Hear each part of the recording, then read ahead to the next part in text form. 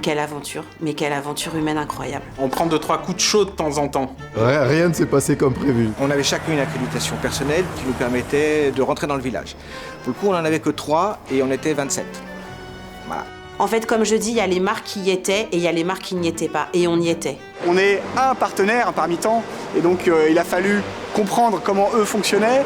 Ah oui, on l'a fait, on n'a pas le choix.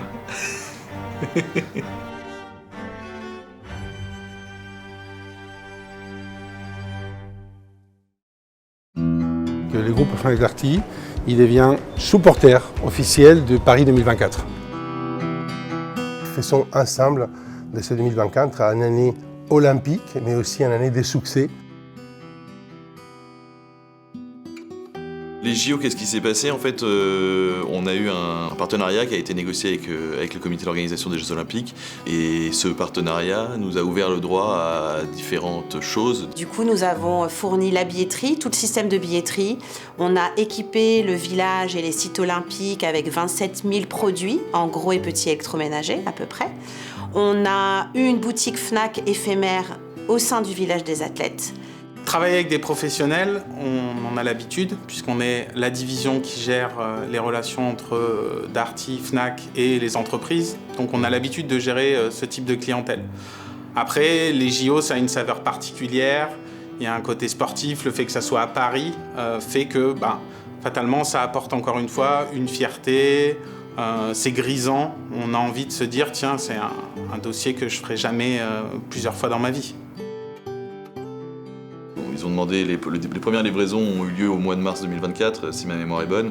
Pour pouvoir livrer à cette période-là, il fallait que nous, pour les produits qu'on faisait développer en fonction de leurs exigences et leurs besoins, il fallait qu'on passe les commandes 6 à 8 mois en avance. Donc une fois que les commandes étaient passées 6 à 8 mois en avance, si en février on se rendait compte qu'on n'en avait pas assez, on ratait la date des JO pour la suite. Comme je disais, on avait anticipé, on avait prévu un peu plus, mais malgré tout, finalement, on s'est rendu compte que un peu plus, c'était pas assez. Donc on a dû trouver des solutions de repli. Et quand on est sur des échelles à 20 000 produits, voilà, il faut trouver quand même, faut avoir du stock pour pouvoir répondre. On a même équipé la partie loisirs de tout le programme des volontaires qui ont commandé jusqu'à des baby-foot, des consoles ou un certain nombre de choses. Donc oui, ça prend du temps parce qu'il faut trouver le bon produit et derrière, il faut cadencer. On s'est rendu compte que sur place, l'installation n'était pas forcément complète. Il n'y avait pas assez de machines, il n'y avait pas et c'était stocké dans un autre entrepôt. Ce que je devais faire, c'était juste expliquer aux techniciens et repartir et en fait non. 2 semaines d'affilée avec lui. Pour faire les prépas, c'était vraiment 2 semaines avant le début des JO. J'ai commencé en décembre 2023, j'ai été amené pour structurer effectivement l'organisation des JO parce que les livraisons de produits allaient démarrer. C'était au moment du montage, donc les athlètes n'étaient pas encore arrivés et c'était un chantier incroyable. Le village olympique c'était immense, des prestataires dans tous les sens, des fournisseurs dans tous les sens. C'était une ruche à ce moment-là, c'était vraiment une ruche et agréable de voir tout ce qu'on était capable de mettre en place pour ces Jeux Olympiques. C'est vrai qu'au départ, on pouvait être réticent à se dire « Oh là là, sur quoi on va tomber ?» Et au final, c'était vraiment l'expérience de voir au fur et à mesure l'évolution. Parce que dans le village, quand on est arrivé, c'était en construction, il n'y avait pas encore les couleurs de chaque team. Quand les délégations sont arrivées au fur et à mesure, ça nous en a mis plein les yeux. Et nous, on devait bosser à côté, mais c'était vraiment le grand plaisir, quoi. Une ambition quand même de leur côté qui est souvent un peu grande.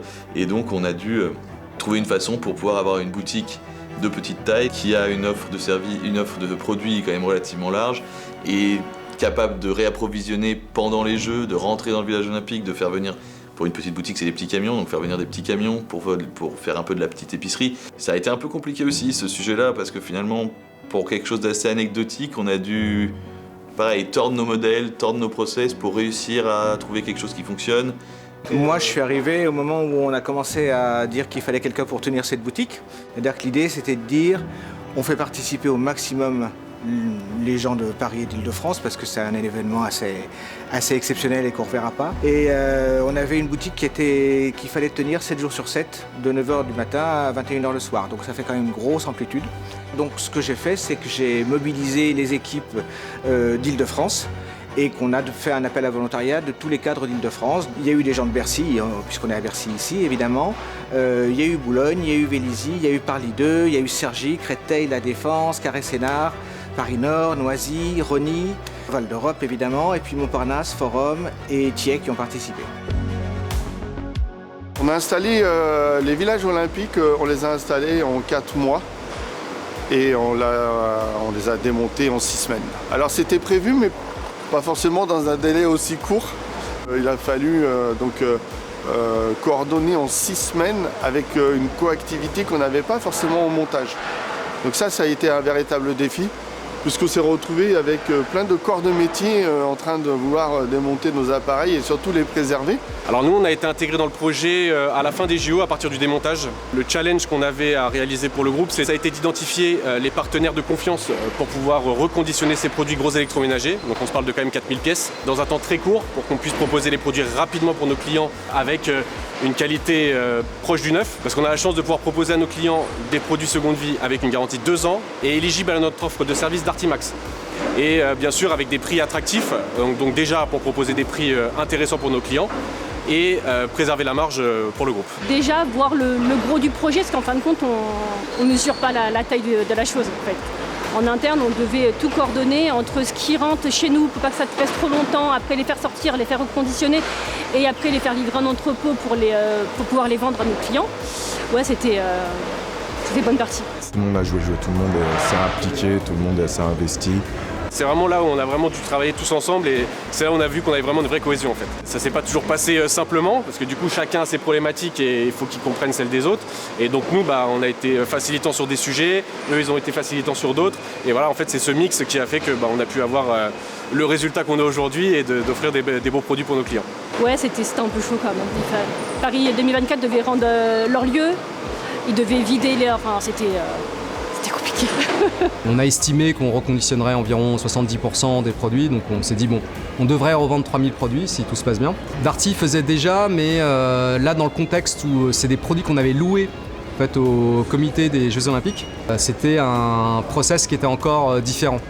Et en plus avec une volumétrie plus importante, tout un caractère, en fait une incertitude sur l'approvisionnement, parce qu'on ne savait pas. Il y avait 4000 produits éligibles, mais on ne savait pas au final combien on allait en récupérer. Et donc, quand on n'a pas une idée précise de la volumétrie, c'est un peu compliqué de gérer où on va combien de produits on va envoyer dans tant de magasins, tout ça. Voilà. Il faut se rendre compte de ce qu'on a vécu et être fier de ce qui a été vécu, fier d'avoir été supporter officiel, de toutes les choses qui ont été faites. En plus également, ce magasin à l'intérieur du village olympique. Je pense qu'il faut être fier, pas regarder en arrière, se concentrer pourquoi pas sur 2030, parce qu'il ne faut pas oublier qu'ils reviennent potentiellement pour les JO d'hiver. On a des collaborateurs qui ont été volontaires, on en a qui ont couru le marathon pour tous, on en a qui ont été porteurs de la flamme olympique. Bon, ça marque une vie. Je pense que ça restera un petit peu dans notre tête à tous. Voilà, ça c'est sûr. Oui, c'est comme les sportifs, les athlètes, c'était un défi logistique et nous, cette compétition-là, on l'a remportée. On a eu plusieurs félicitations, à la fois du comité olympique, à la fois des chefs logistiques sur place des villages olympiques. C'était quand même un événement exceptionnel et il a fallu qu'on soit créatif sur la manière de fonctionner. Donc moi j'ai vraiment été impressionné par notre capacité à être flexible. Il faut voir que le comité des Jeux Olympiques avait des demandes qui changeaient très régulièrement, on n'avait pas des informations claires, il a fallu s'adapter tout le temps et j'étais impressionné de voir comment ensemble, collectivement, avec une équipe dédiée à ces JO, on a su s'adapter à toutes ces demandes. Je pense que la mission a réussi et donc du coup voilà, on est très fiers de ce qu'on a pu mettre en place et réaliser. Franchement on a assuré quoi, c'était serein. Oui on l'a fait et on l'a bien fait et j'ai une grande fierté des équipes, c'est vraiment extraordinaire ce qu'ils ont su réaliser. Vraiment.